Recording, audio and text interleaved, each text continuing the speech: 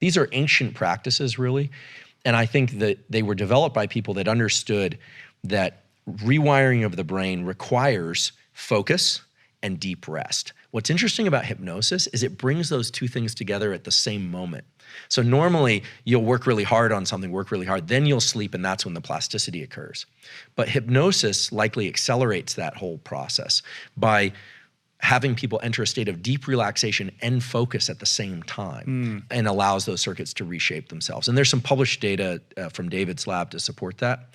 That's fascinating. So I think these practices are really useful. And I think that if you want to get better at performing, everyone now knows, thanks to Matt Walker's book and others, like sleep more, sleep better. But what if you have trouble sleeping?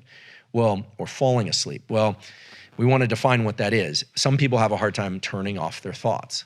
It's really hard. Remember, you can't do it. What you can do is to learn to control that perceptual window and distribute it so that your sense of time starts to kind of drift off and you end up in sleep more easily. And it's a practice that most people find if they do it for 10 minutes a day or so, they start sleeping much better within a week or more, you know, and sometimes more. Sometimes people need some other help, like not drinking caffeine late in the day, et cetera.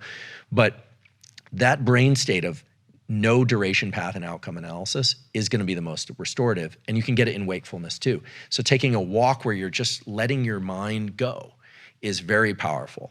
And the other thing that's powerful is optic flow. So self-generated optic flow by walking, running, or cycling shifts the brain into a state of relaxation that's not seen when you're stationary. This is well described in the neuroscience literature. For some reason, it's not well described in the wellness literature, but it's a real thing. When you move through space, you're active, there's a natural calming of the brain circuits involved in threat and threat detection.